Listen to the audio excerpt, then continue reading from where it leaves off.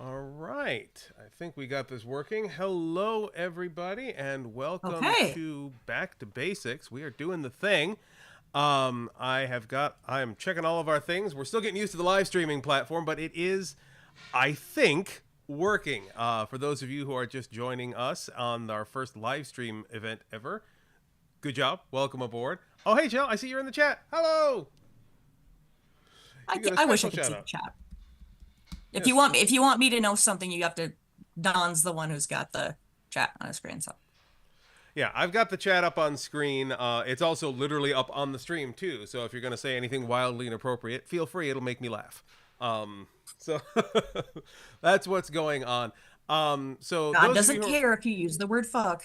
Neither no, do I we. don't care if you use the word fuck because we all do. At least those of us who like to. Hmm. And we don't have to worry about saying stuff in the first minute of the video or whatever because it's we don't get monetize our shit. So hey, Correct, Jill. Butts indeed. butts. All right. So, this video, for those of you who are still kind of getting the feel for what we're doing here, this is we're taking kind of a new approach. Our back to basics. We've been working our way through the Old Testament. We're moving up to the New Testament here, and we're doing this as an exclusive live stream for the members of the Discord server. However, I will say that with possibly some editing, possibly not, later on, this will be made available to the public. So that's the general idea. You know, if you guys say anything that you really don't want out there, let me know. I'll try to cut it out. But on the whole, you get to see us in motion doing it like we normally do, without the bits that we cut out at the beginning and at the end, and sometimes in the middle if I actually have time to properly edit stuff. So this is literally what Back to Basics is. It's me and Courtney and various other technological things together talking about the Jesus and the Jesus adjacent media. He knows things. I shoot my mouth off. It's a whole thing. You say that as if I'm not the one constantly shooting my mouth off too. Yeah, no, I mean, I was the one who was like, you can't keep saying these things about Father Abraham. People are going to get really, really mad. And then by the end of the book, I was like, nobody in this family can control their dick Yeah. or treat women as people. Yeah, no, Abraham and Isaac definitely had a problem with misogyny and constantly selling their spouses for profit. Almost like God can make use of anyone. Yeah. You know, so if you're ever looking at, like, say, Bethel Church in Reading and wondering where did these guys get the idea, it's usually by watching the guys in the Old Testament and assuming that that was a blanket authorization to do what they did.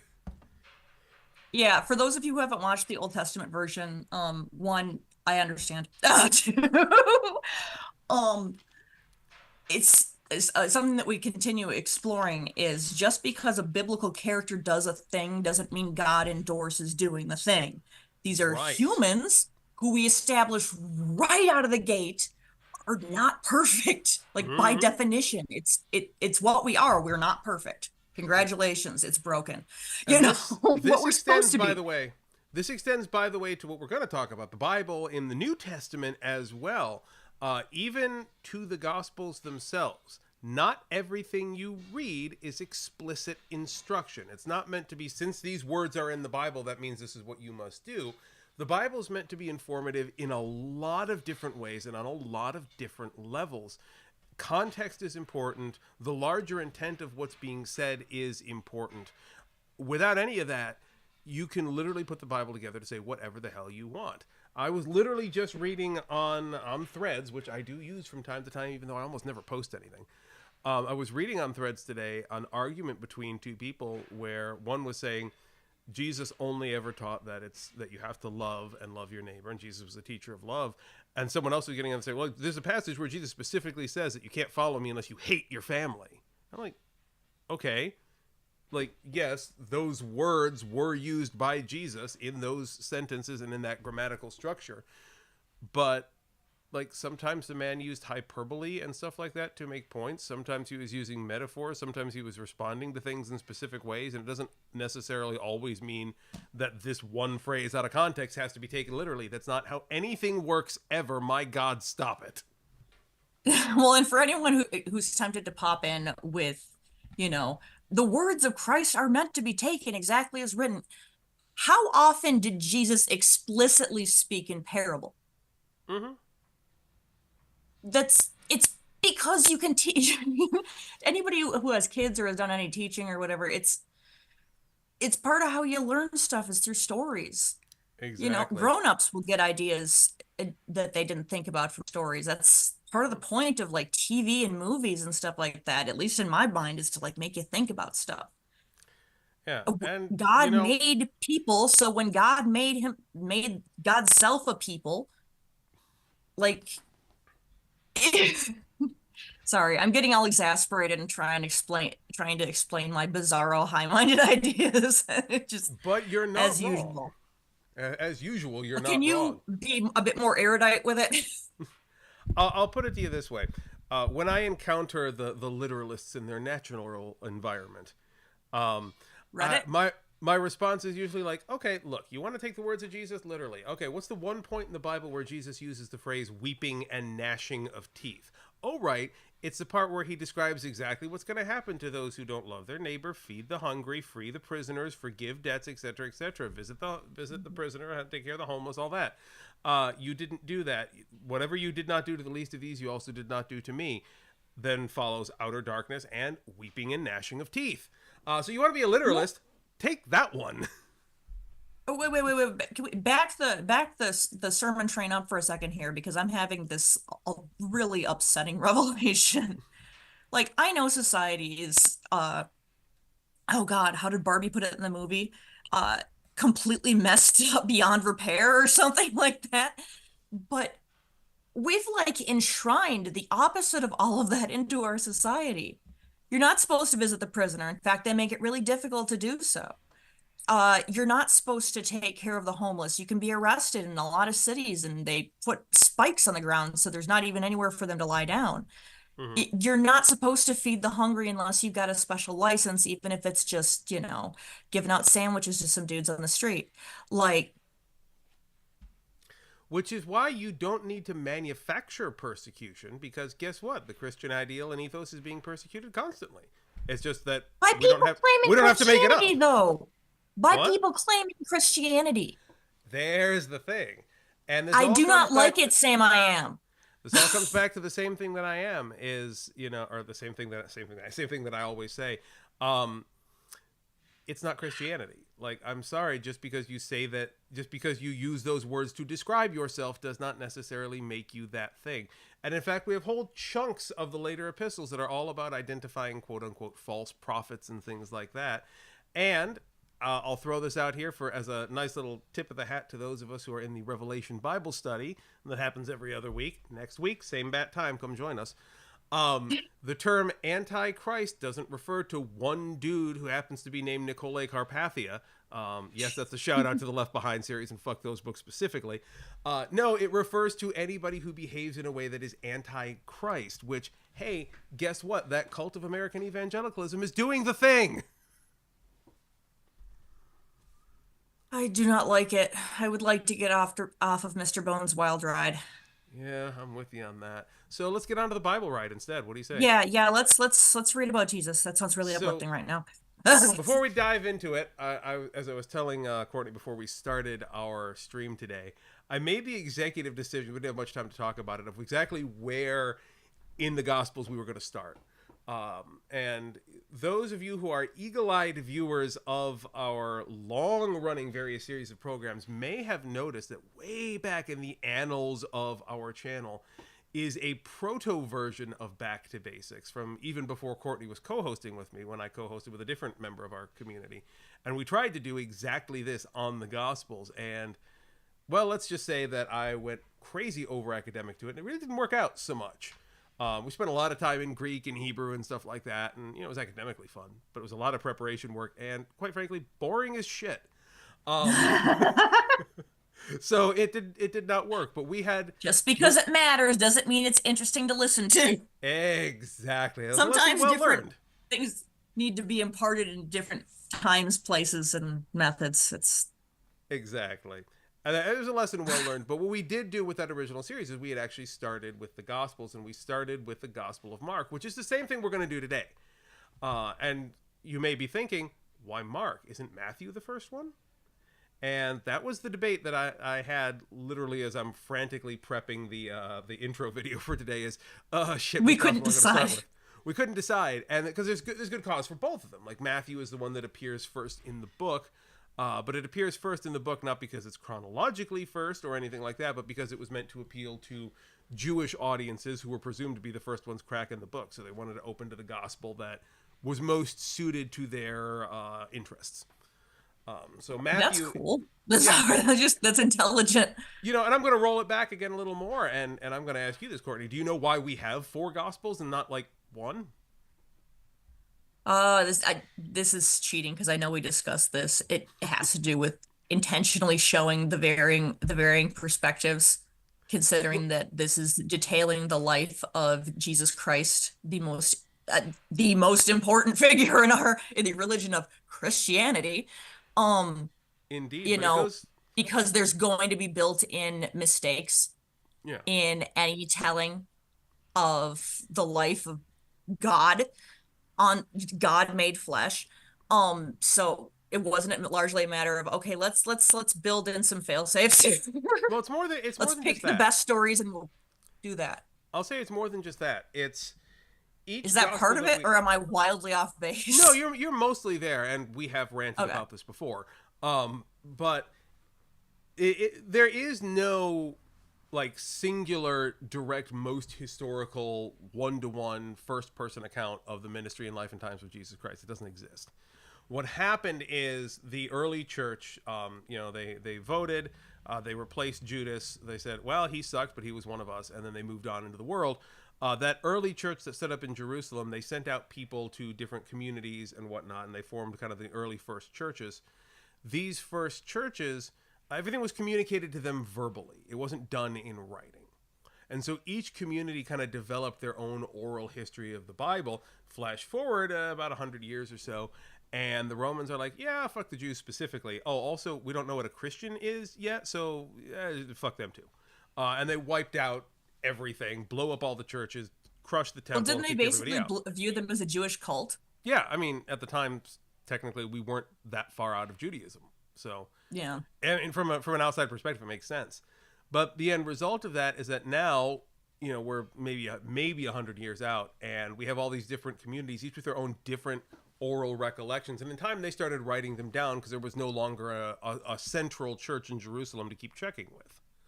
Like the center of the church was originally in Jerusalem under Peter and then under James, and it was there, and it got wiped out.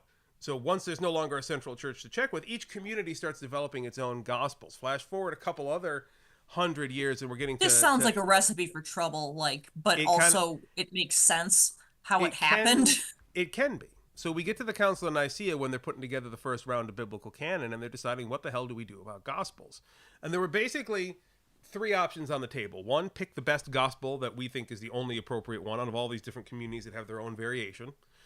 Two, fuse them all together into a single Megazord gospel and call it the definitive account. Or three, pick the best couple of Megazord them. Gospel is slaying me And internally, but please has been, continue. like, to be clear, that's been attempted several times throughout history, and it's always failed for the same reasons, because we don't use the gospel like that. But anyway, the third option was pick the ones that we all generally agree on as to be different but as close to accurate as we can consider, and include all of them so that they can provide different perspectives on each other. So what we wound up with is So what I was saying, but with a great deal more backstory that adds context. yeah, more or less. I mean, it's what you pay me for, or don't pay me for, or whatever. Um, I I'm see in the working on chat it, the okay? suggestion that it was. I'm going to say this. I see in the chat that it was to cater to the Roman Empire's multicultural society. That wasn't actually a piece of it, although it's a good idea. The formation of the Gospels wasn't about catering to Roman society so No, much. that'd be the Book of Romans, wouldn't it?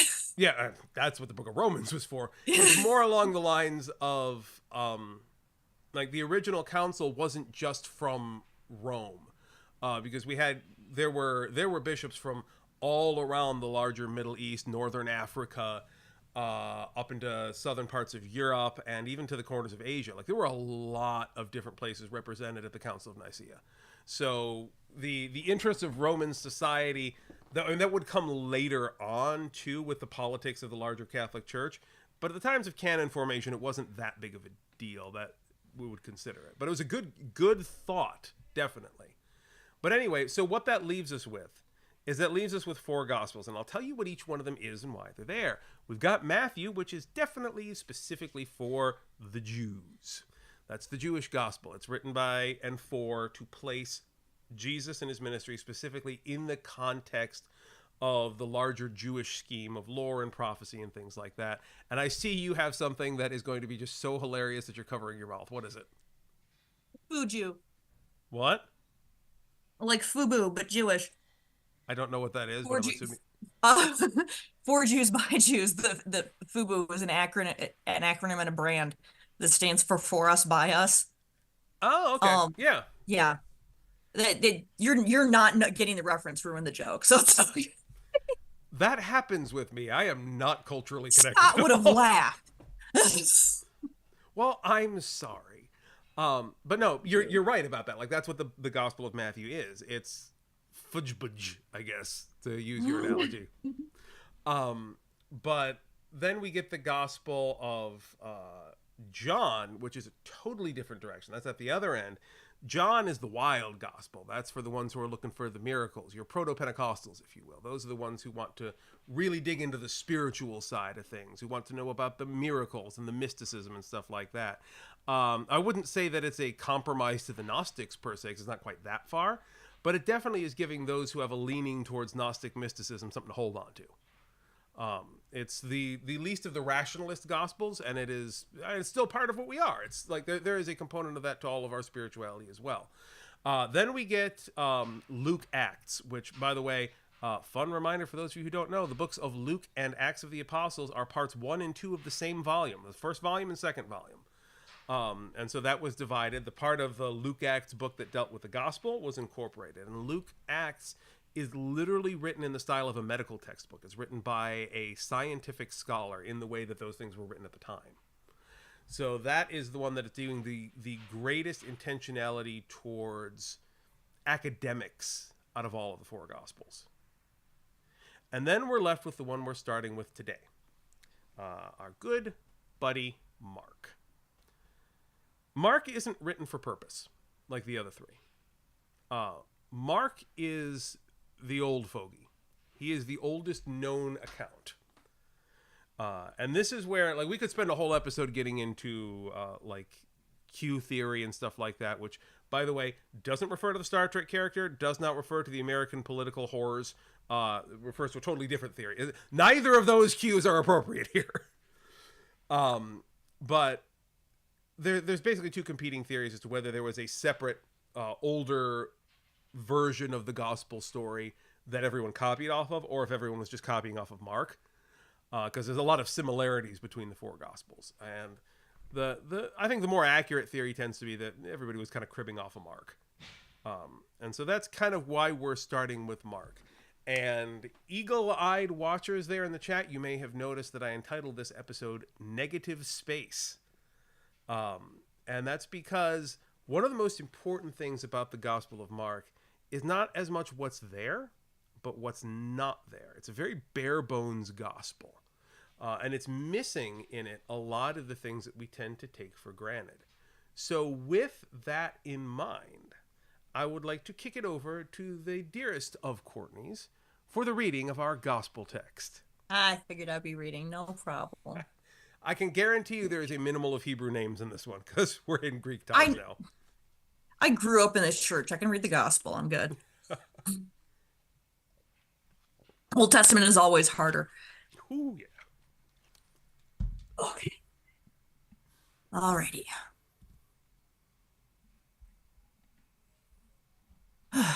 The beginning of the good news of Jesus Christ.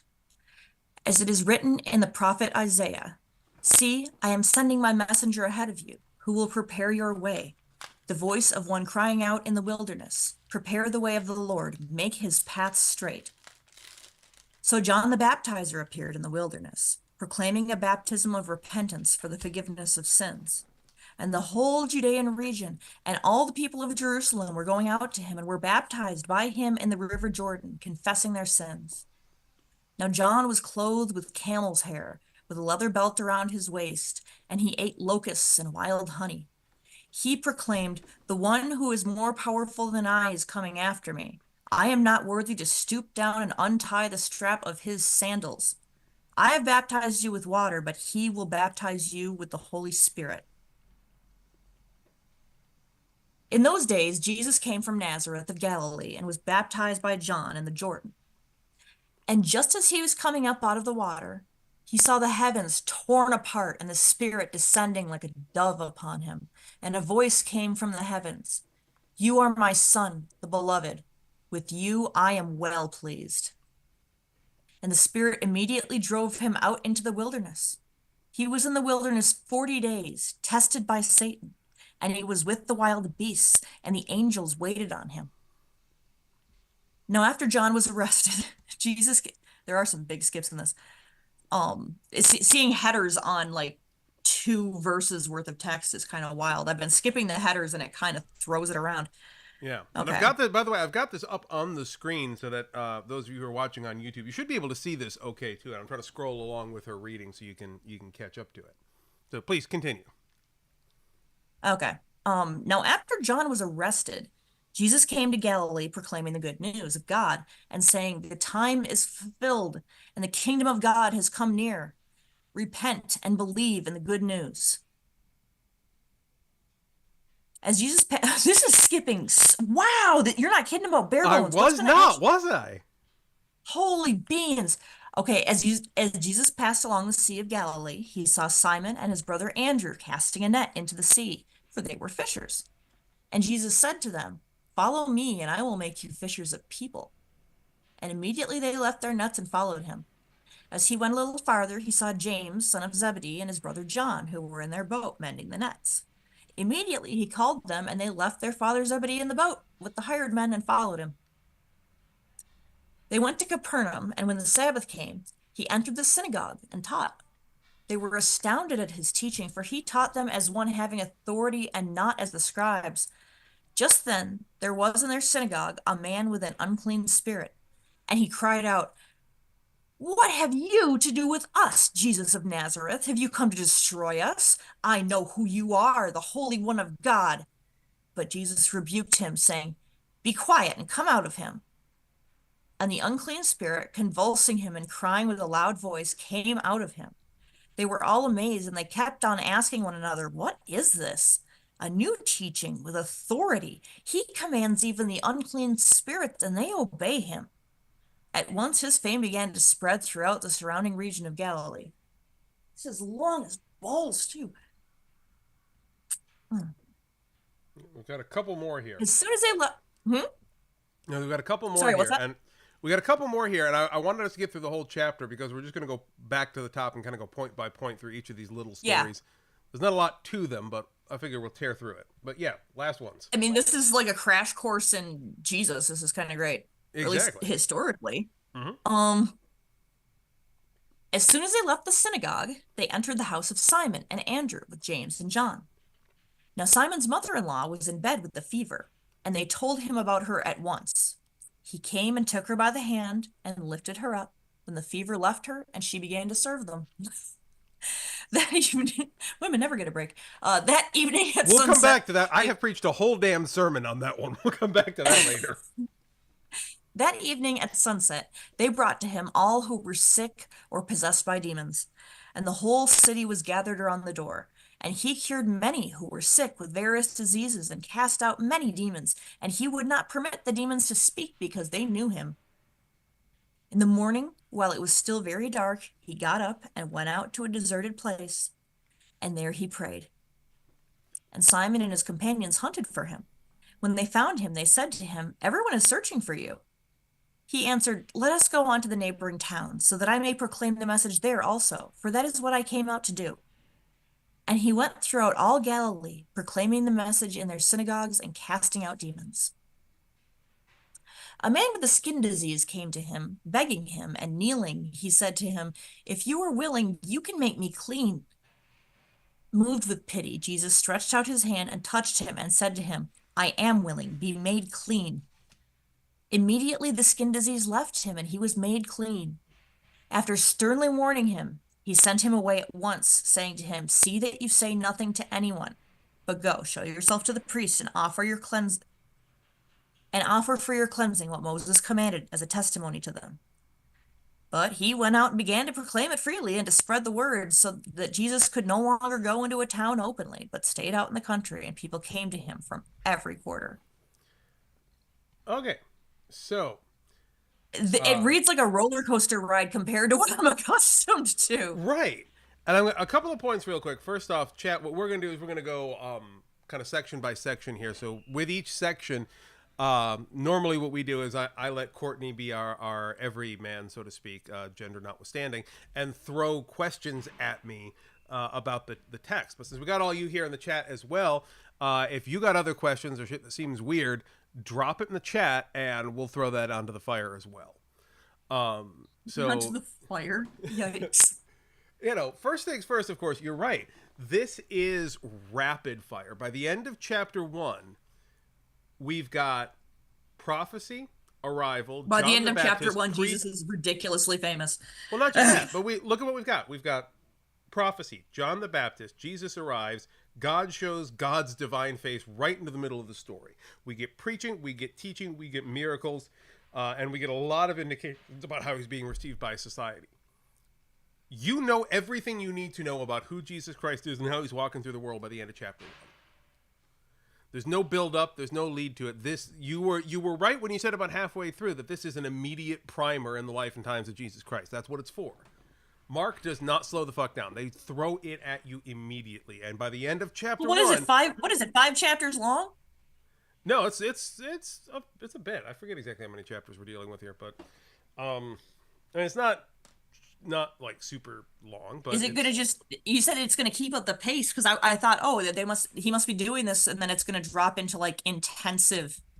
I don't know why I don't recall this. Like mostly because we don't talk about Mark this way in church. Like, and that's I'm double checking here. Yeah, there's 16 chapters in Mark. Well, 15 if you don't count chapter 16, which is good reason not to. But we'll get to that many live streams from now. Ooh, foreshadowing. No, I'm super intrigued now. Let's keep moving. I want to find out what's going on here. Yeah. Suffice it to say, there's good reason to leave that be. But there are 16 chapters in it, so it's not a long book by any stretch, but it ain't short either. Yeah, Arnalot says in the chat, we dropped straight into his ministry years, no childhood. You have found the first piece of the negative space I mentioned here. Where's the virgin birth, the infancy narrative, the shepherds in the fields and the trumpets and the angels and the little drummer boy and all that shit? It's not here. The oldest gospel we have has no infancy narrative. And to spoil that point I alluded to earlier about whether or not chapter 16 should be included, it's generally thought that chapter 16 is an editorial addition later on, because the original drafts of the Gospel of Mark end at chapter 15, which is the crucifixion and the internment in the tomb. It doesn't have an infancy, and it doesn't have a resurrection in the original drafts of the Gospel of Mark. The author of Mark did not find those necessary to include in the written narrative.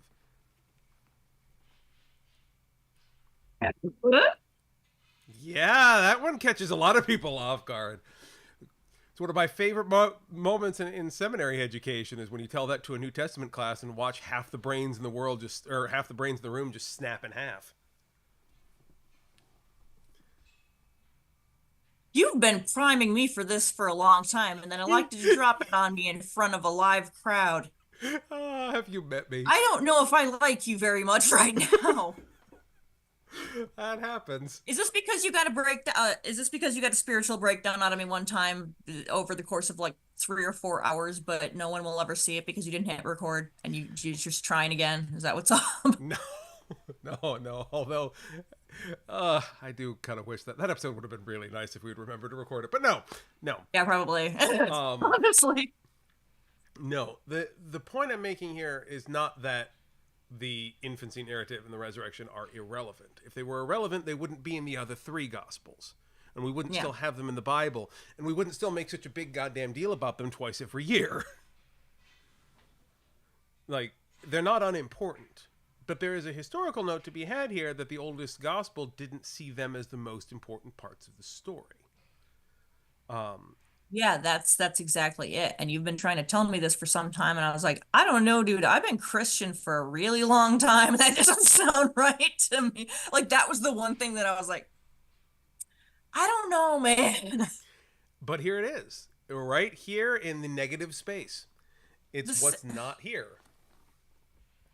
Picked a good title for this episode. I'm proud of that one.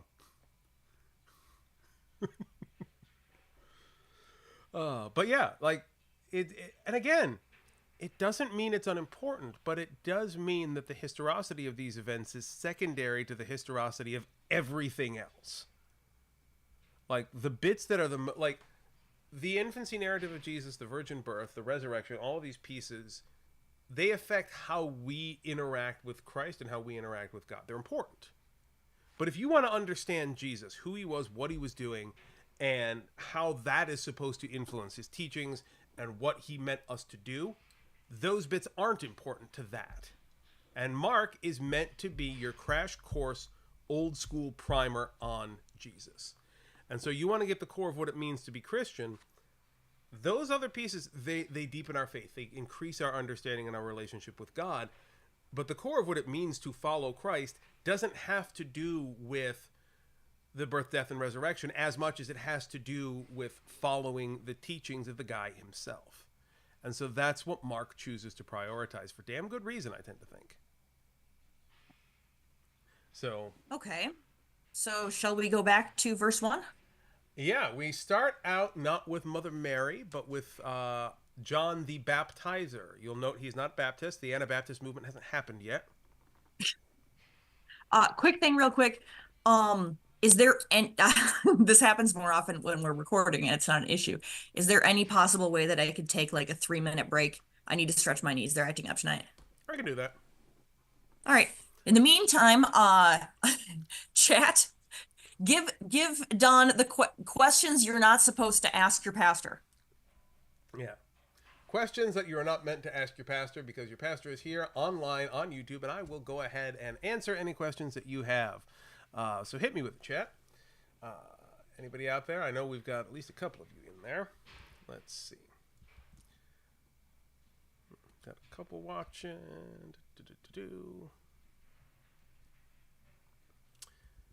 Well, I don't like dead air, and dead air makes me sad. Oh, yeah. Chell, for the love of God, ask some questions. Questions are good. I like questions. Your questions even make me very happy. So please feel free to question away. I love questions, and we're already into the gospel, which means that we're going to have so many questions. Oh my God, there are going to be nothing but questions going forward. So please hit me up with the questions. And as you guys are preparing your questions, I will go ahead and also start highlighting the proclamation of John the Baptist, which is what we're getting into for our next section as soon as Courtney gets back. So as you all are thinking, I'm going to point out that despite the fact... oh, hang on. Is this going to show up? Yeah, it is going to show up. Good. Despite the fact that Matthew is our Jewish gospel, despite that, we still put ourselves in the context of the prophecy of Isaiah. And look, for those of you who haven't been in on the Revelation Bible study, I'm going to honk this horn as many times as I can because it needs to be honked. That prophecy does not mean clairvoyance. It doesn't mean predictions of the future.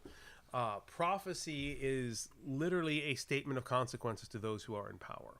So in Isaiah, what we have here as prophecy is Isaiah standing up to the ruling authorities and saying, keep doing your shit and you're going to get something like this down the line. He's not predicting the future in the sense he's like, I have seen it in a vision that there will be a man named Jesus Christ and he will say different things to different people and yada, yada, yada, and death and resurrection and world religion and then evangelicals for some goddamn reason. That's not what he's getting at with prophecy. In the case of Isaiah, like all of the other prophets, he's standing up to authority and saying, keep doing your shit. This is what's going to happen. This is the end result of your screwing around. And what we have here is, let's fuck around and find out, basically. Isaiah was saying, hey, you guys are in the fuck around stage of things. This is what find out's going to look like. And so we start out with the book of Mark, and the gospel writer of Mark is basically just saying, hey, you remember when Isaiah said, fuck around and find out? Well, guess what? We're beginning the find out phase of things. So that's the contextualization that we're getting here. That's why even Mark starts out with this connection to the Jewish prophecy. And I put that in pretty big air quotes here. Yeah, Chell, you're absolutely right about that. The limits of the English language in expressing some of this shit. Because, I mean, the term prophecy is different than clairvoyance. Otherwise, we would just say clairvoyance. But, like, that I give to our own American abuse of the word prophecy, because we keep using it in a way that it isn't meant to be used. Courtney, you are receiving compliments from the chat as to your shirt. Oh, thank you. Let me see if I can get the whole thing on there. Sorry for laying sideways like a goon. There we are. Yeah. As much It's as not got, it's just got 3 of them. I don't know why it doesn't have 5. It's a weird pick for 3, but as much as I am an endless font of Star Trek and or Dragon Ball references, Courtney is our dedicated Sailor Moon fan. So yeah, forgive my lounging. Just my knees are acting up pretty badly. Yeah. So now you're receiving multiple compliments on your cute shirt, and I would have to concur. It is in fact a cute shirt. Well, thank you. All right. Shall we move on then? I appreciate it. I was ranting about verses 2 and 3 in chapter 1 here, and the whole issue of prophecy. But we have. Well, I wanted to hear that. You guys were supposed to be talking about some random shit while I was gone. Yeah, no, it was the same stuff that we've talked about before. Prophecy doesn't mean clairvoyance, and you caught the important part when you came back in, where I mentioned that Isaiah in situ was basically saying to the authorities of the time, yeah, if you fuck around, this is what find out's going to look like. And Mark's opening with this because he's saying basically, hey, you remember when Isaiah said fuck around and this is what find out's going to look like? Yes, we are now entering the find out stage of our relationship here. So that's the connection here. It's not like a prediction of the future. It's fuck around and find out are connected over that long period of history. Basically God is going to keep screaming this message in your face more and more specifically until you eventually fucking get it through your head. More or less, but it's also there is an element of consequences with prophecy too, particularly prophecies that actually play out, because it's stating the obvious. It's like, if you keep making faces at the wolf in the zoo enclosure, eventually he's going to jump the glass. Like, if you keep, you keep beating someone down, eventually they're going to stand up. You keep oppressing people, eventually you're going to get a violent revolution. If you keep dropping the minimum wage in France long enough, eventually they're going to roll out the guillotines. Like there are basically prophecy is a long-term cause and effect statement. It's like what you are doing is cause. There is a clear and defined effect to that on divine, holy, and even interpersonal levels. So you are in the cause phase right now. Stop doing the cause or the effect will come. Can I ask something that is like rereading this was just burning a hole in my head, and I've just got to know. That's literally why we do this thing. Go ahead. What's the deal with John the Baptist? What was it? He seems like a mad prophet who's completely correct. Well, there's a reason for that. The wild man, the wild man living on like a sub-vegan diet. He's eating bugs. You say he's a mad prophet who turned out to be correct, and there's a reason he looks like he might be that. It's because that's what he is. Like, notwithstanding the rest of it, like if this were something that the whole of religious scholarship at the time kind of knew was coming, John the Baptist would be irrelevant. Like the entire Pharisaical council, the Shammai and the Hillel and all the other schools together would have come together and said, yeah, we're about due for a Jesus. Let's get ready for this. Let's prepare the way and let's roll out the red carpet. Let's set up a teaching school. We'll be ready when he gets here. And then none of the rest of the gospel would have happened. And this is the fact that we have John the Baptist, and John the Baptist in this way, is indicative of the problem, because like at the time the whole schools of religious thought were very much Messiah focused, but they were looking for a very specific understanding of the Messiah, a liberating king, a conqueror, someone who's going to take care of the oppressor, knock out the Romans with his, star-spangled shield, do a Captain America dance and say, "Ha ha, I have beaten them back."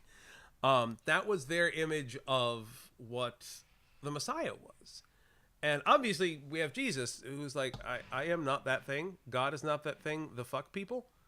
And that dissonance is the groundwork for the conflict that Jesus has with the religious establishment throughout the whole of all of the Gospels. And so the reason why John is a mad prophet way outside the institution, like a fucking psychopath by the standards of the time, is because he was the only one who could actually see this shit coming, because the actual religious people had no clue. In the times where the institutions are so far bent away from what needs to happen and what is good and right and true, only the madman can see it. I gotta give props to my Christian upbringing with this one. As you're explaining that, I remember, that's effectively what we learned was the deal was, he was someone who was actually in tune with God, and like with the background of someone who basically knew what was up in a system that had lost its track. Yeah, and John pushes himself repeatedly outside that system. Now, is that the right way to go? There's a whole ethical and theological discussion to be had about that, both then and today. Should you see the unrighteousness of the system around you and then refuse to participate in every possible way? In John's time, it was actually quite a lot easier to do than it is now. So applying the lessons of John the Baptist to today, go live in the hills. Yeah, I'm sorry, you can't go. What hills? Where can I just go live legally that I don't own without paying for it? Legally being the key word. Like, we have criminalized the separation from society in the way that John did, in such a way it's not an effective way of dealing with interaction with negative systems of power.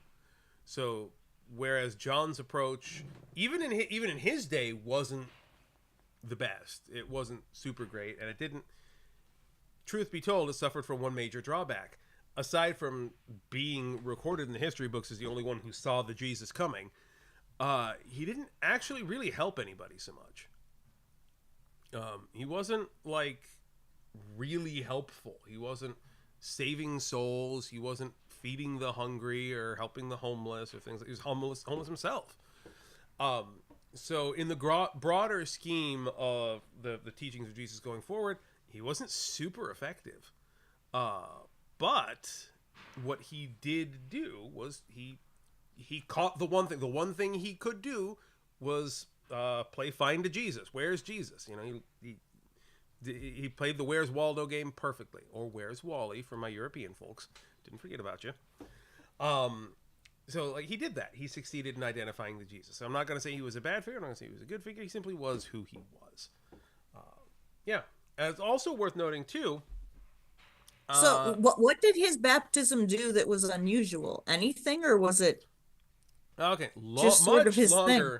Much longer discussion to be had here. Baptism was a third string purification ritual in Jewish tradition. It wasn't the major gatekeeping thing that we've made it out to be. It wasn't this big spiritual thing. It was kind of a 2 steps down from what you do after you've had your period. It was a little deal. John was trying to make it into a bigger deal than it was at the time, because that was kind of where his theology was going. No, I think baptism is actually really important, and we're going to do this thing. He was an outlier like that. In the broader tradition, it wasn't a big freaking deal. And what we have here in this passage and into the next one, the baptism of Jesus, highlights the pivot from Jewish theology to Christian theology, where we do highlight baptism as an important signifier. And it didn't function super importantly in Jewish traditions because, well, they had like a dozen different purification rituals. What the hell did they need this one for? Like, it wasn't a standout for any particular reason. We took this one and kind of ran with it because of its connection to John the Baptist, and because Jesus rocked up to John the Baptist and got one, and God himself or herself or itself or their self or whatever God pronoun self. we're using today, God's self. God, yeah. I love Yeah.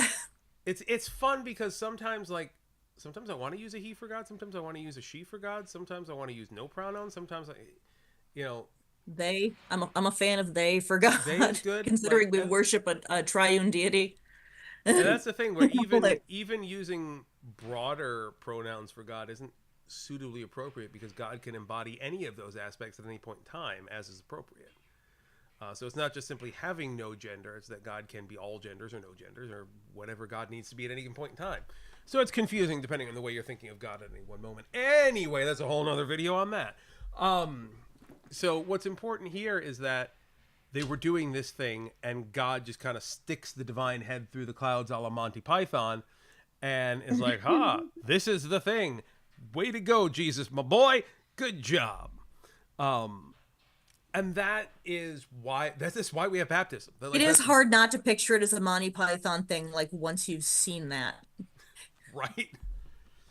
Monty Python is fundamental to much of Christian theology. Not gonna lie, definitely true. Um, yeah, it's. I could spend a lot of time talking about like Life of Brian and stuff like that, but we're already gonna have a long stream. I'm not gonna go that Yeah, yeah, route. yeah. No, no, no. Let's get back to the Um, actual scripture. This so see when this happens when we're recording, we can just split it into multiple episodes. But like which is why tick you may tick. have noticed in the Old Testament we have like 2 and 3 part episodes. Those are just the days we sat down and just got talking for forever. So Generally, yeah. anyway, moving on, we go into the testing of Jesus, which is 2 verses in this one. It's like half a chapter in the other Gospels. Like in Matthew, this is where we get the 40 days and the 40 nights and the tallest tower and the I will give you all these things if you but bow down and worship me, all of that. Here it's 2 verses. But Yeah. one of the things that is consistent in every iteration of the testing of Jesus that I love about this is basically the way verses 11 and 12 work together. And a voice came from the heavens, "You are my son, the beloved, with you I am well pleased." And the Spirit immediately drove him out into the wilderness. Like, I did a sermon a year or 2 ago that I literally entitled, and I love that I was able to title this, "And the Spirit Yeets." Because literally that's what's happening here. Like, he gets the blessing from God, guys is like, yeet, and out he goes. That's it. Like, there's no intermediary phase. There's no like shaking of hands. It's like, I love you, Jesus. Now get the fuck out. Like, that's pretty much it. And so like the immediacy of that is something we never talk about in Sunday school or in church.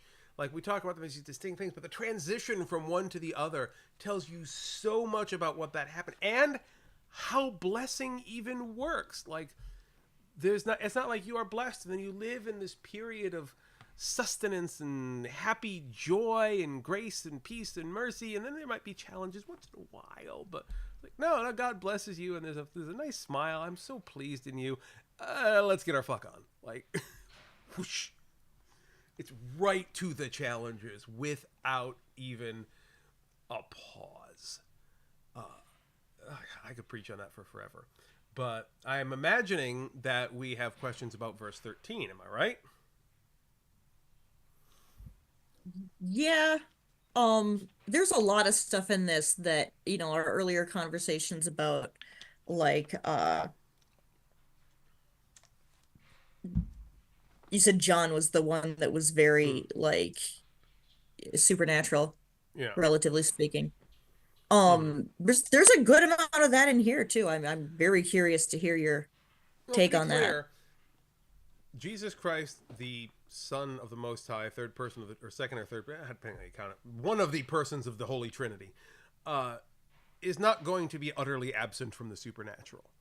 Now, Yeah. well, John emphasizes that it is still present in Matthew, Mark, and Luke as well. Even Luke, the academic of the group, it's still there, but it is for purpose. And what I like here is that we just get the phrase "tested by Satan," which requires me to do my usual absolutely necessary caveat that this is not the horn and pitchforks, red skin copied off of Pan Devil that the evangelicals have been telling you about for most of your Oh, life. it's specifically Satan. It's the It's adversary, right? specifically Hasatan. That's why the book uses the term Satan. This is not some devil or some evil. Like occasionally, like KJV, I think uses the term the tempter instead of Hasatan, trying to translate that.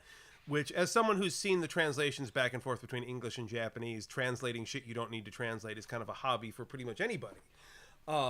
Like Satan, Hasatan is a name, literally the Satan, which means the tempter or the adversary. It's literally God's prosecuting attorney. It's not a fallen angel. It's not somebody who rebelled against God. It's literally one of the angels of the divine That's council just its who works job. for God. It's his job. It's his job to test people and make sure that they can hold up to shit. And that's what's happening here. It's God sent God's prosecuting eternity down to say, I said eternity, not attorney, but weirdly accurate. Anyway, prosecuting attorney down, like, all right, so it's my kid. All right, let's make sure this ain't no nepotism bullshit. Put him to the test. Let's see if he can actually live up to this Messiah shit we've sent him on. And that's what this is for. That's it. And so the expansions of this in Matthew and in Luke and in John, they're all getting at the same point. It's not like, the devil really wants you on his side. Will you imagine what we'd have at Jesus in hell? No. I mean, fun fact, Christian theology, Jesus does wind up there anyway, but that's a different story. We'll get to that when we get to the death and the resurrection. Yeah, so that's all that is. Anything else about that, or do you want to move on to Galilee? Let's move on to Galilee. All right, so John was arrested, which, quite frankly, the type of guy that John is. Yeah, that's not it. Upon realize this was the point where the cuts were so jarring that I stopped and was like, am I missing something here? But upon getting over that shock, now after John was arrested, because of course he was. What society would that guy not eventually get caught by the pigs? The arrest and later execution of John the Baptist were well-known stories in early Christian circles. Like the fact that these are historical things, like they're known of and they're spoken of beyond the Gospels as well. Other early sources, like the execution of John the Baptist, is in Roman records from the period. Like these are not. This is, by the way, this is a fun difference for those of us who are used to having the debates about Genesis and Exodus and what have you. We are no longer dealing with abstract literary figures who may or may not have been historical. These guys have places in history. There are records beyond the Bible that indicate their existence. Same goes with Jesus, a good handful of the disciples, Pontius Pilate, John the Baptist. These are actual people who are actually alive, and we have the receipts. So despite what edgelord atheists like to say on YouTube and what have you, there is, like, from Josephus and stuff like that, there are other non-biblical references that refer to these people, Roman historical records, things like that. Not like a lot of them, but again, it was more than 2,000 years ago. But yeah, the Jesus didn't even exist argument is the point at which I immediately am like, okay, we're no longer arguing in good faith. There's evidence. It doesn't hold academic water. That's you're just saying whatever you think sounds edgiest and will win a fight hardest. It has no basis in reality. Jesus existed. Divinity is up for debate. That's why there's different religions, Right. The divinity is an article of faith. The resurrection, mostly an article of faith. Although I would say the historicity of the resurrection is also pretty solid. But then again, the good faith argument against the historicity of the resurrection is that all we have historically are people reporting on the resurrection. We don't have video evidence. We didn't actually see it. We just have a bunch of people saying they saw it, and that's secondhand, so it doesn't count. Well, okay, fine. I mean, that's the entire Bible. Yeah. That's the entirety of recorded history before we got the camera phone. Like, I'm sorry. But... like, yeah, okay, that is the limits of our ability to verify. We cannot get first-hand verification. Most of what we have on that is friend or friend of a friend. And that is what it is. That is how history works. So unless you got Shutigawa on speed dial here, you're not going to be able to figure that one out on your own. Because I fully believe he's the doctor, and I will not be taking questions on that at this time.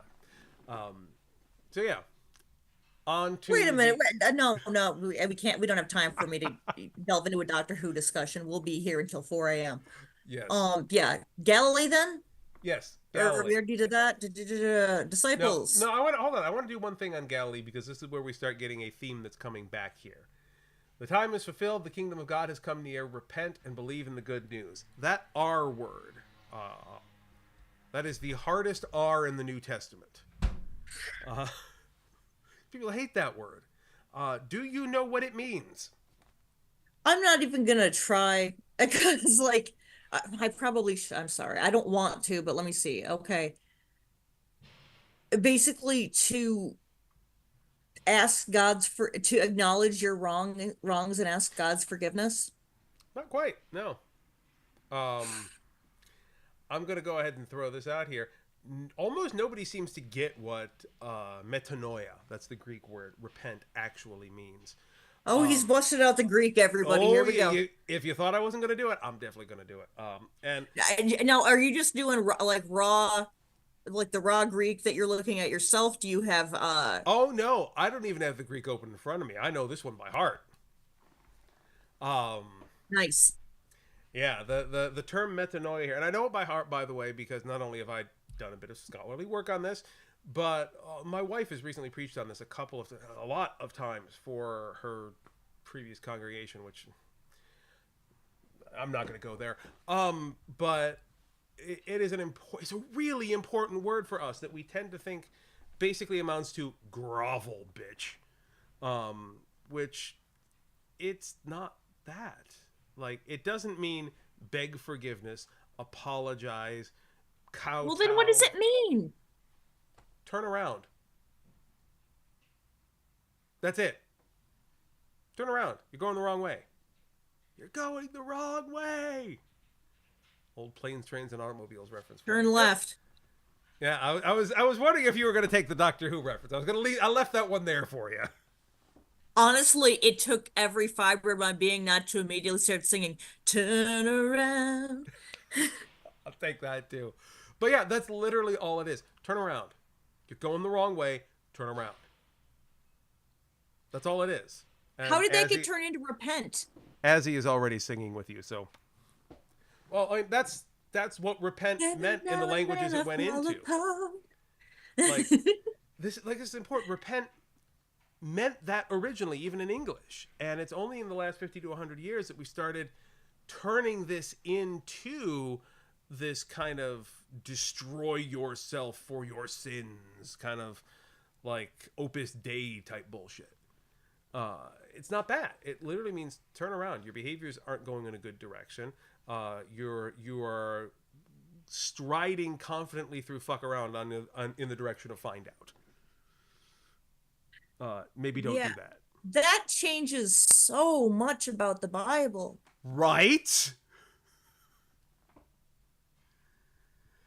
I have been saying it's not about like, I mean, there's acknowledgement kind of required there. In order to turn around, you have to know which direction you're at, be able to see the direction you're going in the first place. And you have to recognize that the direction you're going isn't good. Like there's a recognition piece to it. You're right.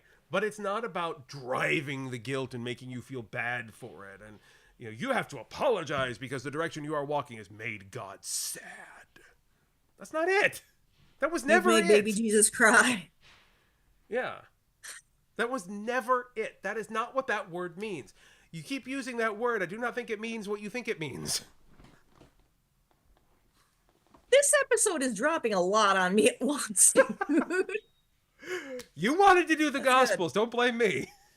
No, I didn't want to do the Gospels. The Gospels are ultimately the primary foundation of our religion. We should probably focus on them. The Gospels are the primary foundation of all else.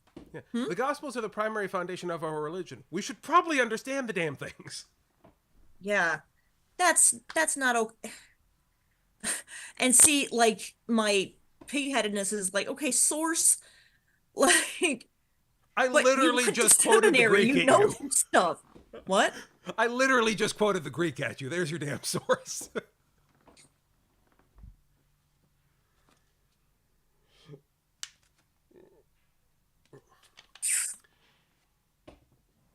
It means turn around. Yeah, that's it. That's all it means. Turn around. Do better. Well. Yeah. So, first disciples, anybody? So it's not even saying like, it's not even saying make amends. It's saying change your behavior. Yeah, because make amends is back that way. Like you're going away from making amends. The reconciliation and the making amends and all that, like they are It on the starts path with changing your that behavior. way. Yeah, but you got to do the metanoia, the turnaround first. That's a really useful life lesson that I could have probably used a long freaking time ago. Why isn't the church teaching it? It should be, and most of the good ones still are, but there's fewer and fewer of them in America because evangelicalism, and fuck that. But I mean, specifically the idea that this seems to imply, am I getting this correctly? That changing the action when you recognize that it's bad is the focus, that it's not about like the apology and that makes sense in interpersonal relationships too, because if somebody says they're sorry up, down, and sideways, it doesn't help as much as if they actually like change the way that they're treating you. As I often Like, tell my children, the best apology is a changed action. And that's Christian theology 101. Like, change the reality and the spirit will follow. Don't spend all your time trying to change the heart and then give up when oh, that was a lot of work, I'm done now. Like, that's what most people do is when they're in a wrong path, like, okay, well, I need to really reorient my heart and I need to pray on it. I need to make sure my spirit's in the right place. Good, now I'm done with that. That was a lot of work. Whew. I'm done. Like, no, like that's not what you're supposed to do. You change the action, repair the damage, turn around, and then go in the right direction, and your spirit will go with that. Like, it will be hard at times, like making reparations for shit that you've done wrong. America takes some work. But once done, yeah, your spirit connects with that. The first time you apologize and like pay back and repair the damage you've done, it sucks. But once you've done it, you know how to do it, and it's easier the next time that you screw up, and the time after that, and before long, you've created this flow between mistake and correction that is healthy and comfortable for everybody, where you don't have to feel guilt over making a mistake, and other people don't have to feel guilt about making mistakes, and we can all just walk the fucking road together. the message of don't feel bad, just do better is so freaking useful. I don't know. Well, Yeah. So that's Christian theology. Shall we talk about the disciples real quick? yeah, Jesus calls the first disciples, right? Mm-hmm. So, what do we see here? Anything you want to tag at? Chat, feel free to throw your questions in here too.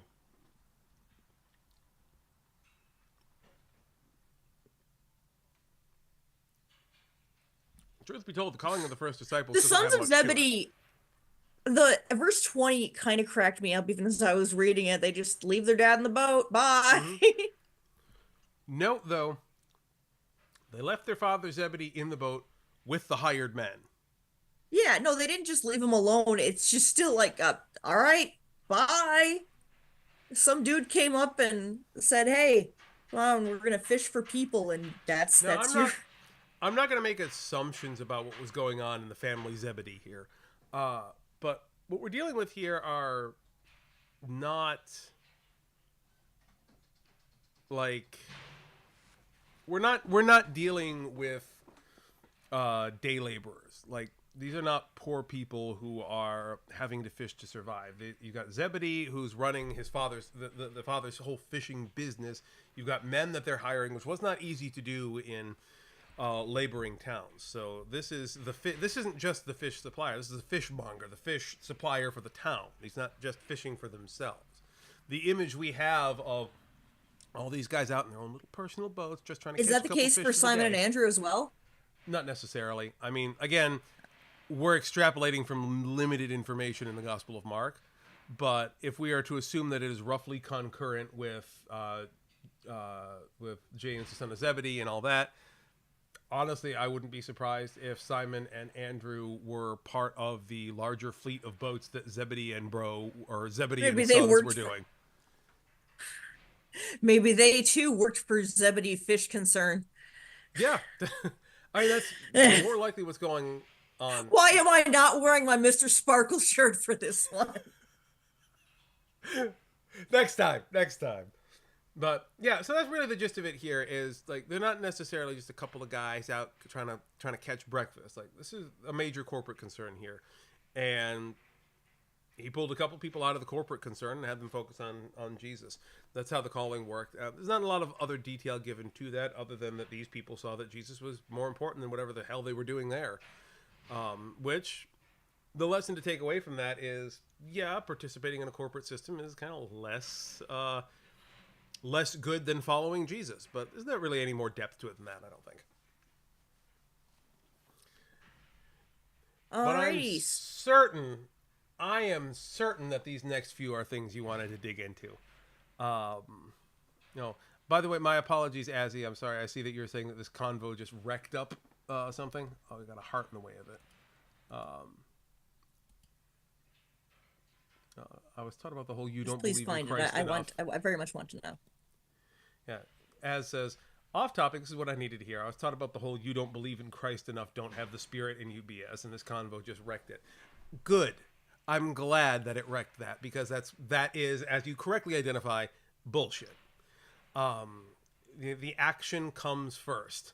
Deconstruction. She says deconstruction at its finest. Though y'all came in with a hammer. What I do. It's my thing.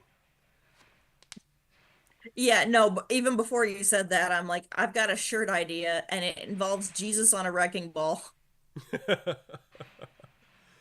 You know, I made this comment in a different chat with some other friends the earlier day. I'm just gonna do this, and I'm just gonna say Captain Hammer's here.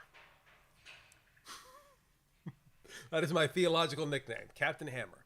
The hammer is my Bible. Old school Dr. Horrible references. Okay, the man with an unclean spirit. Let's do it.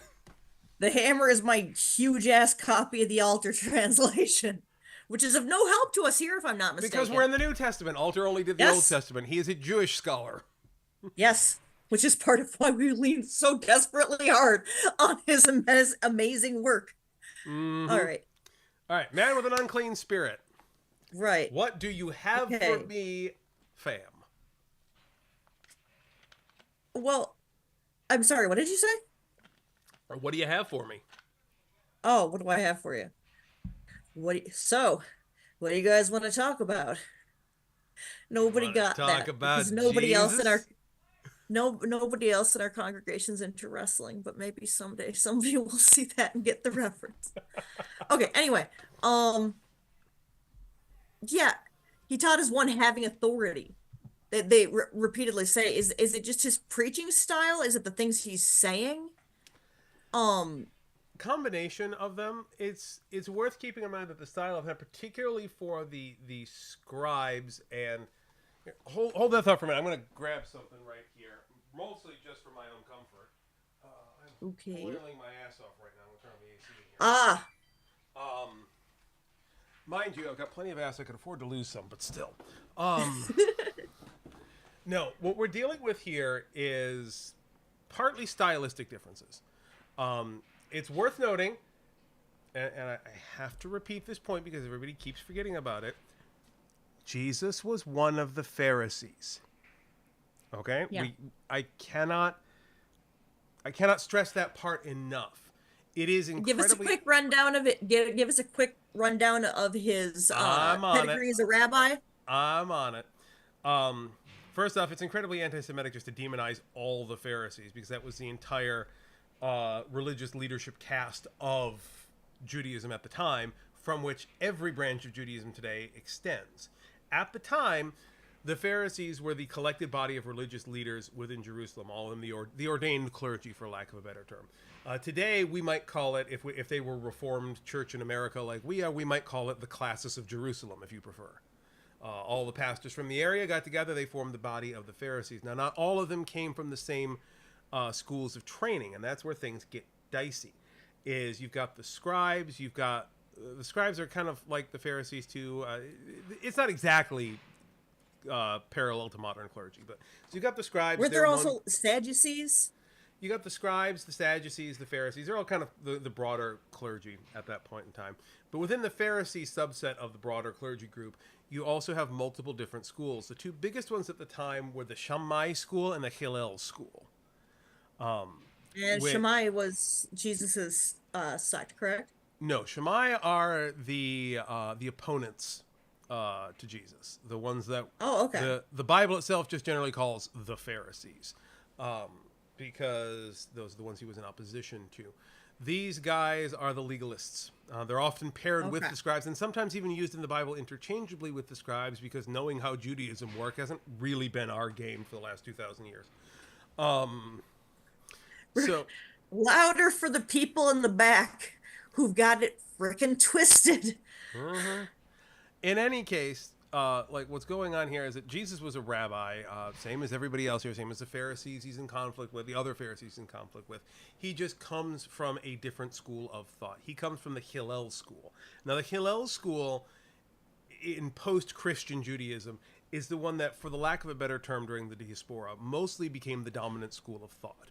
Reform Judaism, modern Judaism mostly came from Hillel, which is why if you go to a Jewish temple today and sit down with a rabbi and they're not like, if they're not like the extremely Orthodox types or the Hasids or things like that, you're mostly going to find something that's pretty consistent with much of Christians' teachings outside of like the divinity of Jesus and the resurrection and death and all the other stuff like that.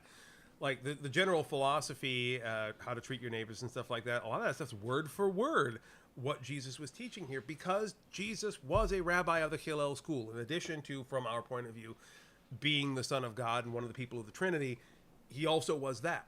And so you cannot separate the Semitism of Jesus and his place in Jewish society from his divinity. And so if you start saying Pharisees are bad, you're shooting your own savior in the foot, and shame on you. So is he still regarded well within particular sects of Judaism, like as a not especially, and I don't blame them. Rabbi or anything? What the rest of us have done with that since then. Yeah, fair enough. You know, I wouldn't say that's not. Yeah, you gotta think. I can understand the thought. Well, if somebody's teaching is so deeply and consistently misinterpreted, maybe they didn't have such good ideas. It's also more along the lines that the rabbis / Pharisees, if you're going back in the farther periods, that had the longest term impact were not those who preached and taught, but those who wrote. And Jesus was many things, but a writer he was not. So his teaching was limited to the practice. He was the old school practical theologian. So he didn't contribute to midrash. He didn't involve himself in scholarly research and things like that. He wasn't one of the academic Pharisees. He was one of the practical theologians. And so he had his impact on the people, which in his case, as the Son of God, went in a whole different direction. But within the bounds of Judaism, it makes total sense that he wouldn't be listed on their great list of scholars, because he wasn't a fucking scholar. He didn't do it that way. That wasn't his approach. Yeah. That makes sense. Yeah. As the truth often does. It is what it is. Remember, folks, just because you might like something to be true and might even have heard somebody say that it was true, that doesn't necessarily mean it's true. Mm-hmm. Exactly. So anyway, so we got Jesus coming in here with teaching. He's different from what they're used to. At the time, the Shammai school, the scribes, the what would modernly be the Orthodox Judaism, dialed up to 11, was the dominant philosophy, particularly because they were the ones that were connected with the religious law of the time. So to have a practical theologian stand up in the pulpit and say, no, I know the scriptures, I've read the midrash, I've done the study, I'm an ordained minister, y'all are fucking wrong. Like, this is the way it needs to do, and I can prove it. Get the fuck out of this guy. Don't give me this unclean spirit bullshit. Leave. You are not welcome in God's house. And it happens. Like, setting aside the miraculous aspect of it for a minute. I was gonna say you're saying into my next question.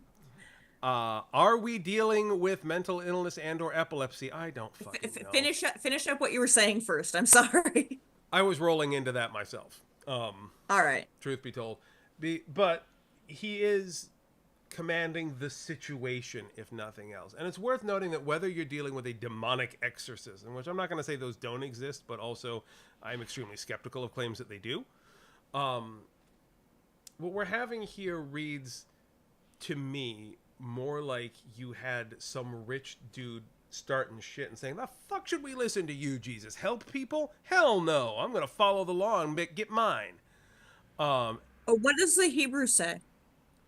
there is no Hebrew; it's in Greek. Or the Greek? Excuse me, I I apologize. don't have it up in front of me right now, but from my recollection, it's not Get Greek. it? You're in a church. My recollection is that it's not too dissimilar from what we have, but I'll bring it up. Um, okay, Mark 1. Mouthy, specifically, you asked to be here for, so. Oh, what verse are we in again? Hmm? Which verse do we want to look at here? Oh, Disciples. You have an unclean spirit. it starts with 23. Um, yeah, starting with verse 23. Yeah. Because that says, just then there was in their Pneumatia synagogue a katho. huh?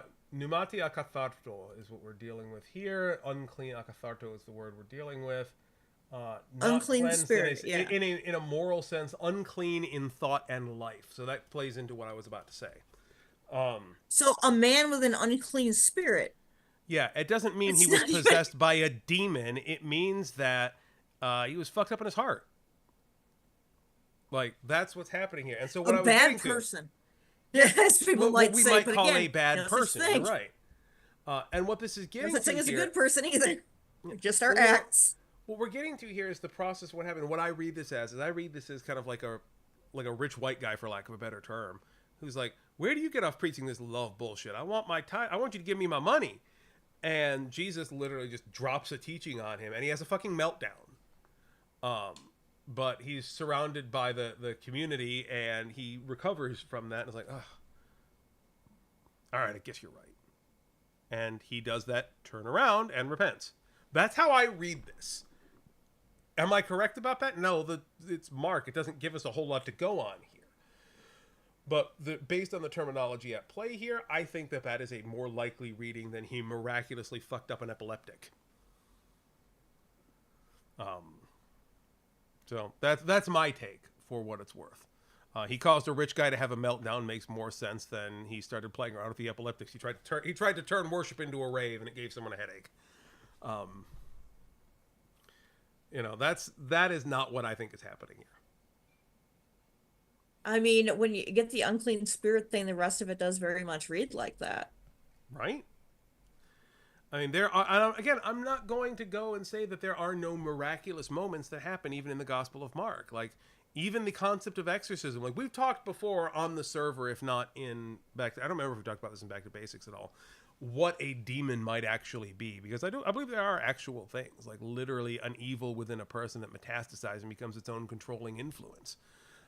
So when we get to like the discussion of Legion and stuff like that, which pops up eventually, it's an important thing to know. It's an important piece to have on the radar, but I don't think that's necessarily what's happening here.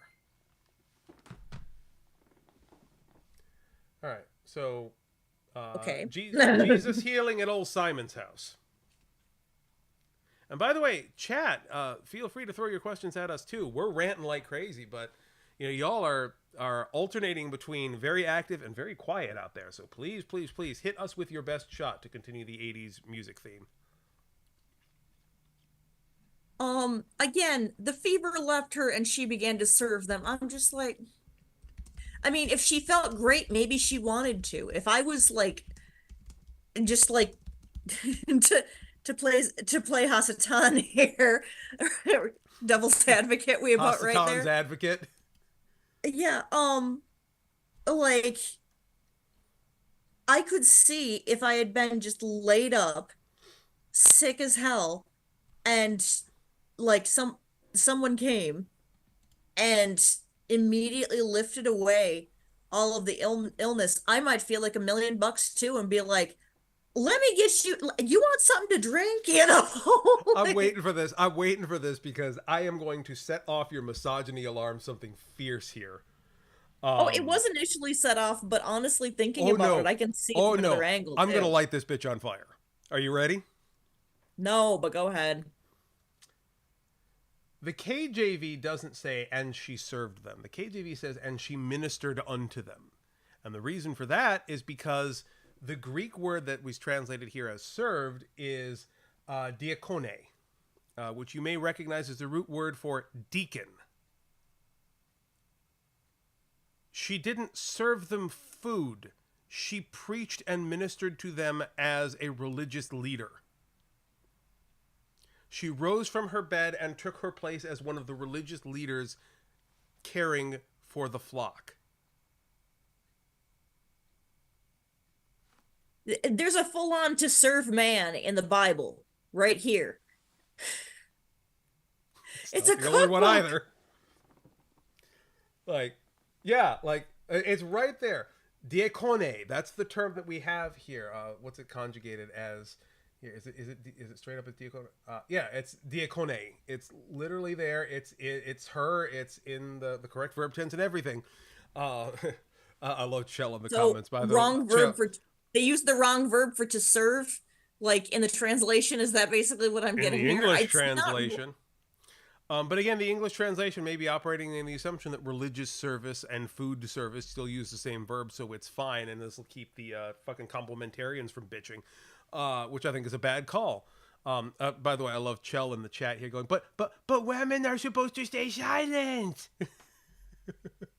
And everybody's just freaking out about I know misogyny. for a fact that there were women in Jesus's entourage, effectively. There is, if you want me to drop another one on you, there is a legitimate argument to say that whereas we have Simon Peter, and there's an argument to be said, and I want to thank, by the way, our IT director, Travis, for sending me the article on this one. There is a really good argument to be made that Peter was given to Simon not as a new name, but as a title. So he was Simon the Rock. And that the same applies to Mary Magdala, which is not to say she was from Magdalene, but that she was Magdala the Tower. So that it was supposed to be Peter the Rock and Mary the Tower, the two leaders of the church. And the Romans were like, yeah, but she's a hoe. And that's kind of where they went with that.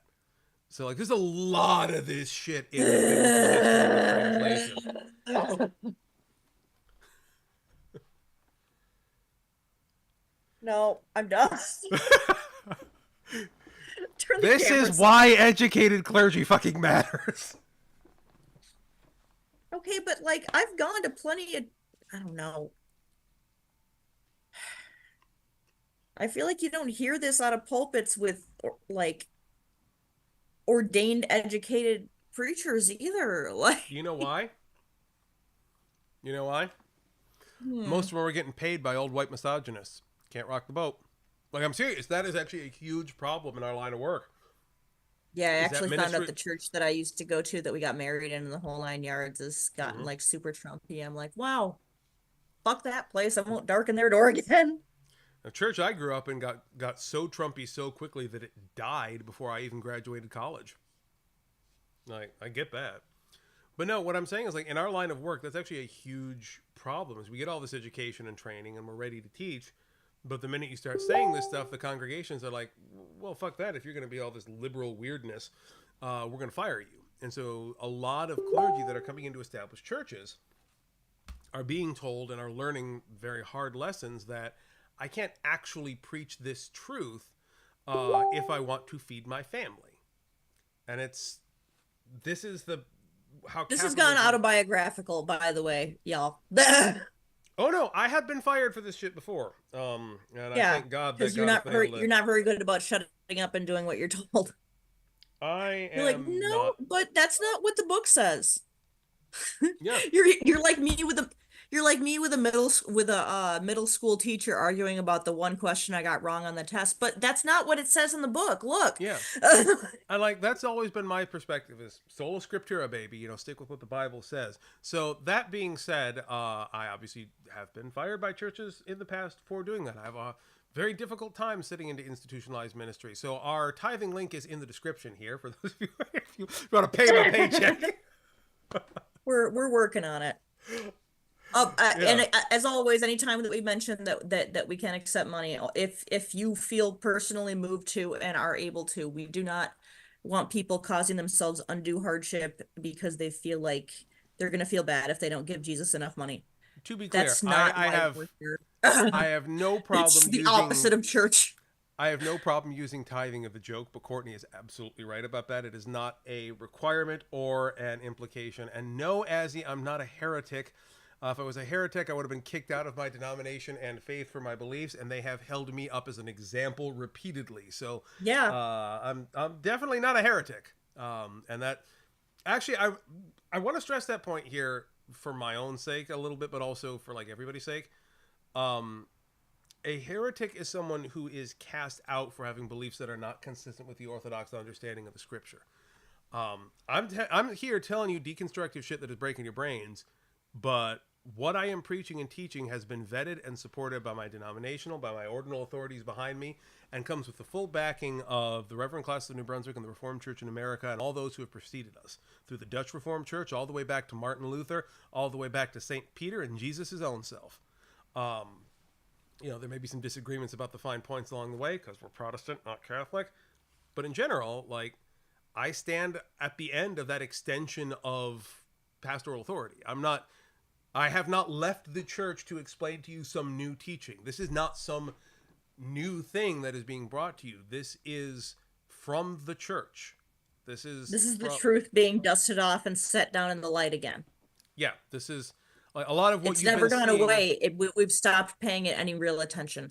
And I have to bring this point home as well. A lot of what you're seeing in modern American society, be it Christian Zionism, which is a big deal right now, that one was declared a heresy by our own denomination back in the 70s. It's on our website. Look it the hell up.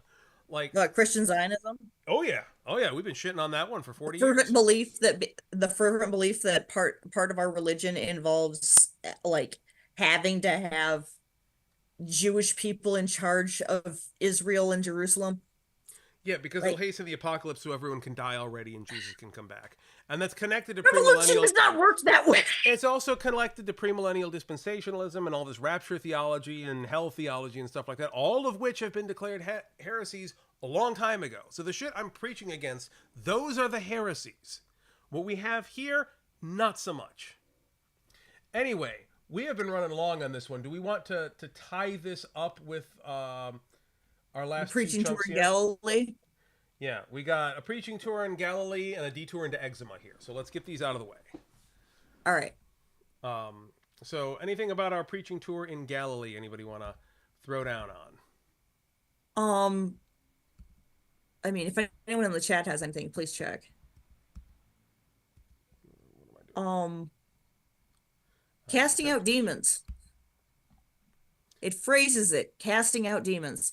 What does that say? The end of verse 39 in the Greek. Let's take a look at the Greek here, which I know I'm messing up the on-screen every time I do this, and I apologize. I don't. We want to hear the original language. We're here for truth. Let's see. It is one of the biggest things I tout when telling someone who has expressed curiosity. Because I'm not trying to beat people over the head. Anything, even this. Diamonia, literally demons. What now? What'd you find? Yeah, it's exactly what you think it is. Divine powers, evil spirits, a spirit inferior to God yet superior to men. Like, it is exactly what you think it is. Can we talk about that for a second? What does that mean? What's your answer anytime my questions are too hard, dude? It's not an answer. Okay, no, that's not fair. You answer a lot of crazy, tough questions, but I get really frustrated. I'm happy to answer a lot of crazy, tough questions if there are answers to be had. What we're talking about here is the driving out of some sort of evil spiritual fucking thing. We have, and this is a point that I drive home, and I don't want to spend too much time on this. Since that period of time, humankind has gone down a very rationalistic approach. We have spent our time looking into sciences and the rational and the physical and being a very grounded people. We didn't really look into the way spirits interact and the metaphysical and stuff like that quite so much. So nowadays, we don't really have the perception or the terminology to really explain or understand what the hell this is about. It's something metaphysical, certainly, but it's related to a branch of understanding in the universe that our species as a whole didn't really follow from that point on. I will draw your attention in this moment to the words of the famed scholar Q. Yes, that Q, the Star Trek Q, who spoke unto the Lord Captain Picard, and told him about the realization of the many possibilities of existence rather than exploring science and the stars. That divide there at the end of all good things that he was talking about, we picked a direction on that. And like, in order to understand what's going on with demons and spirits and shit like that, we need to also have mapped out the other direction on that skill chart, and we haven't done that yet, and we didn't go that way first as a species. So yeah, I don't have an answer for you on that. I don't.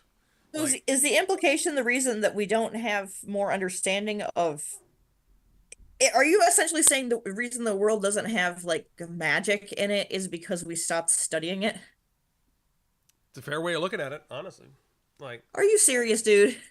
I would I said honestly like posit, like, what? so a lot of what we might dismiss as magic is just science misunderstood. But there are whole dimensions to our reality, like the interaction between consciousness and time, for example. Like, why is time relative depending on how it's perceived by consciousness? If you look into physics, you'll notice that some particles behave differently whether or not they're observed. That doesn't make any fucking sense. Like, there's a whole aspect to our reality that is based on the interaction between consciousness and the spirit and each other that we didn't bother because we were so focused on science. I mean, it's fine. We have to develop both of those things to be a fully realized species. But that means that we don't have the vocabulary or conceptual terminology to know what all this metaphysical bullshit really is. And it's not, I use bullshit not pejoratively here, because it isn't bullshit. It's a whole separate category of thing that we don't understand. Is this why you've given me the advice essentially tread lightly but go for it with the witchcraft shit? Yeah, because we don't know what that shit is. We have certain cautions in the New and Old Testament about that kind of spiritualistic stuff, but it is an Don't knock undeveloped on side of anything else's door is essentially my you. like Like, guiding we guiding don't principle. we don't know. I invoke God when I Yeah, this, we but don't know what consciousness is. We don't know the degree to which consciousness is rooted in the fabrics of reality. For all we know, the electro bioelectrical elements of consciousness could connect to higher planes of dimensions. It could connect to other realities. We could be, for all we know, we could be non-corporeal beings piloting a meat mech, which actually makes a lot of sense given what we know about the physics of it. And what does that mean for how any of this works? Because we can diagnose and treat our meat mech if we like, but we don't know how to diagnose the ephemeral energy that is it's the okay. spirit. You can call it an Eva. It's an Eva. All right, it's an Eva. All It's right. an Eva. Yeah. And we can treat that. We can diagnose it because we can see it and we can hear it and we can feel it, and in certain cases taste it if we're feeling freaky. But it's not something that we have no experience with. But the spirit, the energy that is our very being, we don't know shit about it. And we did not explore that direction in our development as a species. This talk about demons here is referring to that aspect of reality. And so when I say I don't know, it's not me trying to dodge the question. It's me saying, hey, look at that giant chunk of unexplored over there. I haven't gone that way. Have you got? None of us have gone that way. I can't answer. None of us can answer that. We good? Okay. Yeah. Yeah. No, just there's so much like I wasn't expecting this to be how I thought, oh, this will be a nice little intro. Everybody's read the Jesus story.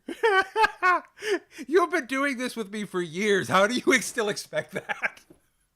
Because we've been focusing on the Old Testament and it's all very archaic and like disconnected from, I mean, this is still very disconnected from when we live. It's, a couple of millennia, but still. You thought All this would right. be So, easier, and that makes me chuckle. all right. So, Last one. I'm sorry, Jesus what's that? cleanses a man with skin disease. Anything about this? Oh, I love it. I've preached whole sermons I on mean, this I'm not a leper, but as somebody who has a skin disease, the idea of, just kneeling untreated with it untreated, kneeling on it sounds like murder. I've got psoriasis on my knees. Yeah, no, that would suck. one. Yeah. But I know that's not the point. It was just I flinched when I read that. What gets me out of this Yeah, this is passage? the whole if you have faith, you'll be taken care of sort of Nope. thing. There's no that's not in this passage.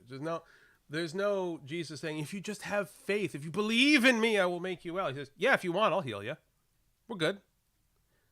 But what's But important here, don't like, tell nobody, okay? Keep it on that's the the thing. DL, and he immediately was like, "Hey, I everybody!" want to really bring that point home, because that's what most of this passage is focused on. The don't tell anyone part. Like the, okay, I will do it, but shut up. Like, seriously, don't tell anybody I did this for you. I got your back, but it's not time for this yet. We have here our introduction to Leave the and go put it on. messianic Give the secret. priest an offering. Give the glory to God, Yeah. but don't talk about me. Well, it's more than that. But what we have here is the introduction to what's called the messianic secret. It's a huge feature in Mark and actually all the Gospels. Jesus spends most of his ministry saying, don't tell people I'm the Jesus yet. It's not time. I will help you, but keep this shit under wraps. Like, I only need to whip it out when it's time to whip it out. I'm Like, trying to stay alive long enough to impart some freaking wisdom to you monkeys before you murder me. yes, the Messiah, the Because that's messiahship of inevitable. the My, messiahship is the messiahship of Jesus is a lot like genitals. If it comes out early or in the wrong context, people will get really pissed really quickly, and it'll end everything for everybody.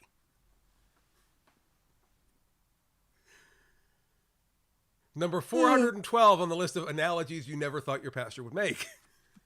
yeah, there was something I was gonna tie back to, and I can't remember. That stupid ADD. Um, hmm. But yeah, there's this recurring theme of like Jesus trying to keep it on the down low. Yeah, because like it's not time Um, for that. Like the declaration of his power and his status as the Son of God, the Messiah, come. Like he has to exist in this society which has expectations for what the Messiah is, and he has to defy those expectations in just such a way, in order for him to do the maximum amount of good and to accomplish the confrontations that have to happen and to do things in the way they're meant to be done. Which means that if people start going around, hey, I met the Messiah, he's right here outside of Galilee, let's all go track him down. Like, that becomes a problem way quicker than he needs it to be a problem. That takes away from him the ability to interface with the scribes and the Shammai school Pharisees and to exist in that environment that he also has to change.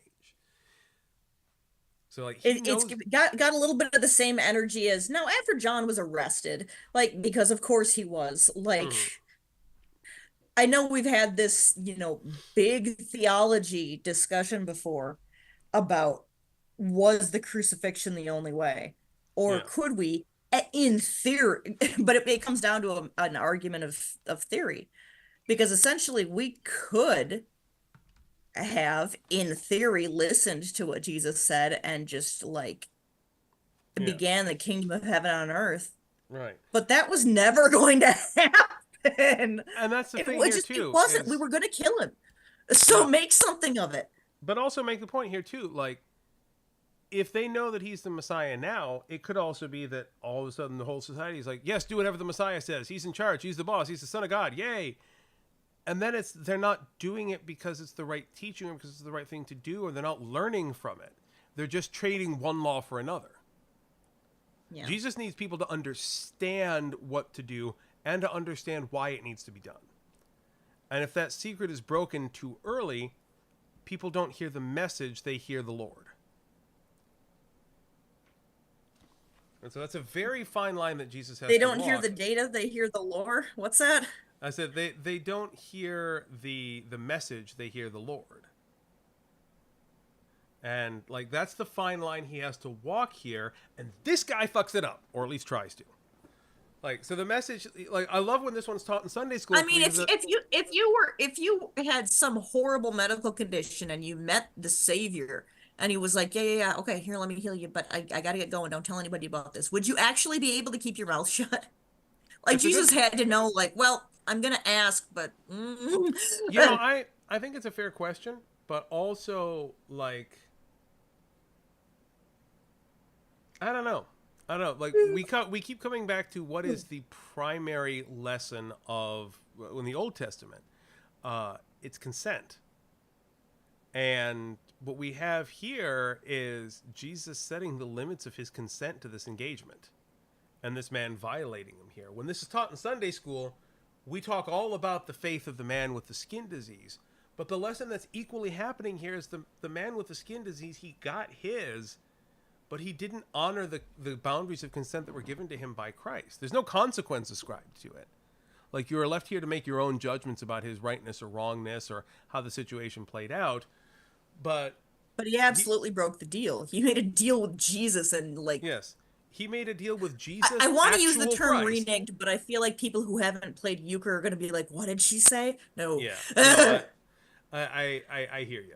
But yeah, like, the faith of this guy is not at issue here, because again, the faith of this guy is a verse, maybe, and that's if you read "if you're willing" as faith, and I really don't.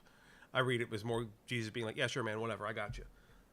So the faith of the guy with the skin disease is irrelevant almost to this conversation. But the explanation of the specific boundaries that Jesus had, and then this guy just kicking those boundaries in the dick, that's the majority of the passage here. And so when we talk about what lesson we're supposed to derive from that, I look at that more.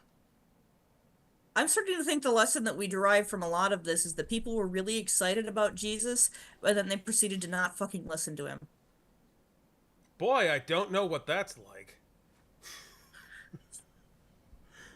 Yep, some things You're all never there, change. General. All right, last call in the chat for any questions before we close this up, because we've been at this for a minute, and I've got other stuff to do today. Yeah. I see a very large from Chell here, but anybody else want to throw your stuff down? Last chance. And this is not last call. If you'd like to join us on the Discord server, even if you're seeing this, 6 months after we made it. Yeah, I will say that those. I will say those who are in the live chat are all already on the Discord server, but yeah, you're right. Those who are catching this later. Viewing this later, like if you're like, well, they didn't talk about such and such, please come ask us. Bugged on. It's literally like his thing. Yeah. Yeah, hopefully by that point, it'll even be drawing a paycheck for it, so you can actually say that's what they pay me for. Capitalism. But yeah. All right, so I'm seeing no other questions in the chat, so we're going to go ahead and call that for tonight. If you guys are still frantically pounding your keyboards and we close up before you get it, that's what the Discord server for. We have the whole back to basics thread there just for that. Yes, as I'm sorry that your worldview is in pieces, but I'm glad to continually break that for you, and in the hopes that it will heal into something a little bit more productive. So for the rest of you, need to be broken. Yeah, for the rest of you, for those of you who are following that are on the Discord server, God, I love seeing you all here. It's nice to have an active chat. It's nice to really be involved in this. I feel like an actual YouTuber, and my kids will think I'm cool. Your kids will never think you're cool. They know better. I'm still gonna try. But for those of you who are catching this on the flip side or catching this later on, the Discord server. The Discord server is where it is at. Go to the Discord server. Please, for the love of God. We are growing there. If you're in Japan and you're catching this, please come to church. We have an actual church. Admittedly, if you are catching this about a year from now, the church may be destroyed at that point because we're going to be building a new one. But just reach out to me and I'll help you figure out where we're at. But yeah, there is a physical church mostly, and come join us as we do the things at the place. Also, what Courtney was going to say. Oh, I can't remember now. It took a while. Yeah, that happens. Oh, yeah. The Discord channel, for those of you who are more used to like very traditional church, like I grew up Episcopal. So, traditional church. I still actually rather like their services, but and also the one in town has a big old pride flag the second you walk in the front door, and I can't hate that. That's nice. But it's the Discord server is like eternal coffee hour. Yeah. Like in a good way. We don't actually have donuts, but we have memes, and they're just as sweet. And we don't have old ladies judging you over coffee and ham buns, which is something I was very glad to lose. So, but it is the eternal semi-wholesome coffee hour of the soul. Please join us on Discord. I will also say this, both for those of you who are here and for those of you who are not here. There is a certain thing that I ask Courtney to ask us to do at the end of every episode that I'm going to remind here. For this live stream too, it's going to remain private for at least a week, but will eventually be let out probably at the beginning of next month. But at any point for this and other videos, doing the thing that Courtney's going to say helps. Like, share, and subscribe. Yeah, those things. Like comment below. Honestly, like, the more engagement we have on the YouTube channel, the more visibility we get, and this is one of our main ways of kind of reaching out into the world. So if you want to do the niceness and share this around a little bit on the various socials, it really does help. That being said, send us to your guildmate who you think might get a kick out of us. Send us to your aunt who you think might have a coronary over us. There's a new expansion dropping. We're not wishing heart attacks on anyone. It's an expression, but yeah, there's a new expansion dropping in Final Fantasy 14 at the end of the month. Create an alt, stand in the middle of Limsa Lominsa, and just start screaming, "Pastor plays shit on Discord. Come to this link." All right.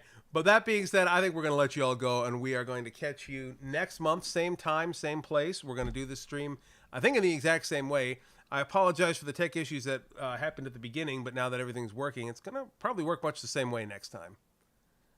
All right, so y'all take care, and we will catch you on the next one. Let me make sure I've got the thing I need here. I'll just use the same one there. Okay. All right, everybody, I'm going to close it out here. Take care.